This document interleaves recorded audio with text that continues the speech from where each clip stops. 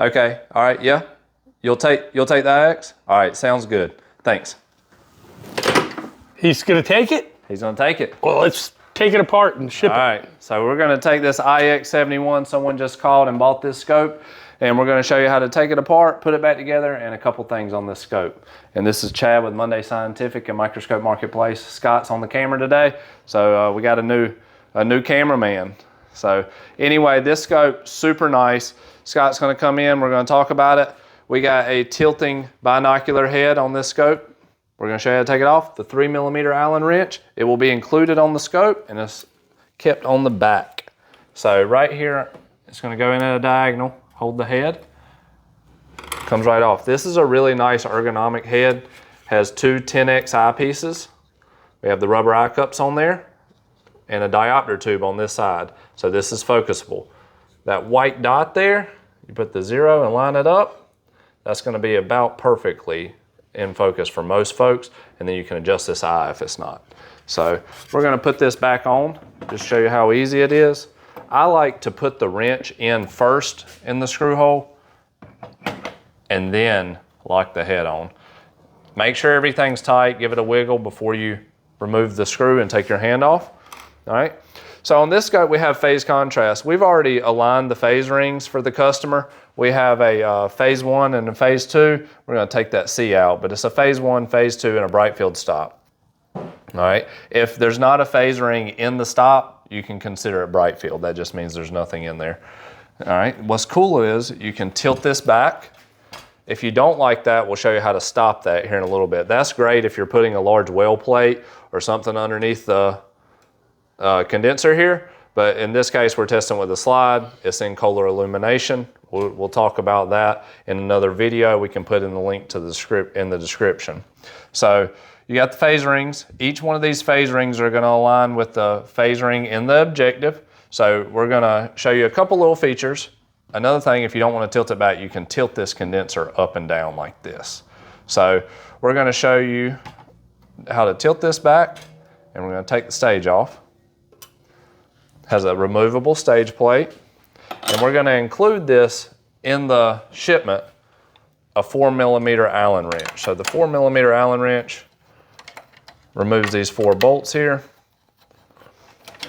We have a lot of disassembly videos, but this one, we're going to show you how to do the whole scope in one video. We like to use the ball end wrenches so you can go in at an angle like that. And what's nice about this stage here is this coax control moves. So you can adjust that for ergonomics and comfortability. So we were talking about the objectives here. We have phase objectives. We have 2 phase objectives on here. We were just testing it before shipping. So you're gonna get a phase 1. This is a phase 1 objective. It's a 20X, and then the 40X is a phase 2 objective. So just to go back, you have this 40X here as a pH2. So this pH2 prism needs to be in the condenser, or excuse me, phase ring needs to be in the condenser. Show right here, Scott.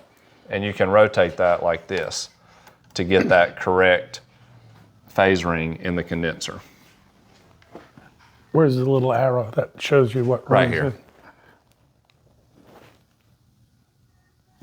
All right. So we got that, and then we're going to show you how to take the condenser on and off. This thumb screw here. And then when you put it back in, it has this alignment screw. So I put it in kind of on a diagonal, and you'll see it click back in. That means you know it's aligned, and you can lock it in like that. So we're going to take that out and set it over here. We have a 12-volt 100-watt lamp house. So we're going to show you how to take that off. Up here, there is a 3mm Allen screw hole. And then there's one on this side too. Scott, if you want to get over here. You loosen those, that comes right off. We're going to set it off to the side. And we do have fluorescence on this scope. So the fluorescent light is on. We're going to go ahead and cut that off. And we're going to remove this with these 2 diagonal screws right there. The lamp house comes off. All right, we're gonna show you how to take this illumination column off because this is gonna be off when we ship it. So I raised the nose piece up. This right here, you can put different neutral density filters in. To get it in and out, the right side is gonna come off this thumb screw and you can remove that. So that'll be out when we ship it. Then you'll notice right here, there's a hole on each side. There's gonna be another one identical on the other side. So that 4mm Allen wrench that we used to take the stage off, you're gonna loosen the screw there. And then right over here, you're gonna loosen the screw. Before you take it out, there's something very important you need to do. There's a diaphragm that you can pull, open and close right here. This screw has to come out for the illuminator to come out. So we're gonna take that off, give that a wiggle. There's your fluorescent illuminator, comes off. So when you put it back in, it's gonna go in the same way, just like that. Once it locks in, tighten those 4mm Allen bolts. It's nice and snug, and then put this back in, screw it in. So while we're talking about fluorescence, we're gonna just show you some things. This will be on the scope when it gets shipped. We'll take the objectives off, but 3mm Allen wrench is gonna go right here. You can see where it goes, and you can take the cube turret out. So this customer requested Dappy, Fitzy, and Tritzy. We have the filters in right here. If you need to remove filters or go to a different filter, if you want to order one from Chroma, they come out just like that. So 3mm Allen wrench can tighten and loosen this. So it's locked in, now it won't come out. It's loosened, comes right out, okay? Rotates, and you have blank positions when you're using bright field. This is magnetic, it goes on like that. And then there's your shutter. You can open and close your shutter. So when your fluorescence is on, you need to have it open if you want to use fluorescence with the illuminator on. If you want to use the restroom or step away from the scope, always close your shutter. It'll protect your filter cubes.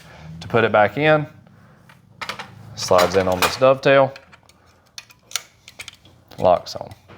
All right. Another thing that's going to be off on this scope is going to be this illumination column here. So we were talking about, I showed you how to tilt it back and forth like this. If you want it to not tilt back and forth, you can lock it right here with that 3mm, and it won't move back and forth now. So I like to have it where you can pivot and push it back a little bit. See, you gotta back it off. The more you back it off, the further you can move it. So now it moves back all the way, all right? So we've got the condenser off, we've got the lamp house off, now we're gonna take the illumination column off. 4mm Allen wrench. They got this thing tight. Lefty loosey. It's hard whenever you're looking at it at a different angle.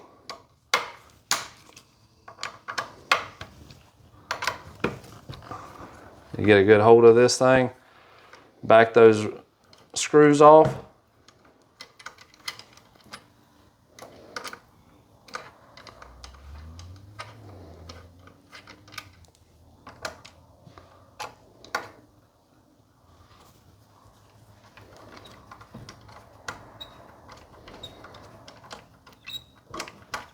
Typically I do this with my right hand. I'm trying to stay so you can see it really good for the video. Getting that left hand workout today. Then whenever you back those screws out, it sits on these pins. There's another thread there.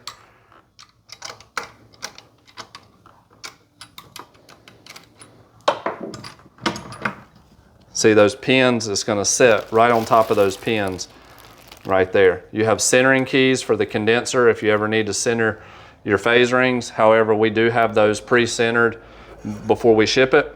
So to put this thing back together, you're gonna make sure those pins go on and then lock them in. So that's basically it on this scope. Let's take the head off. We're gonna show you how to take the head off again.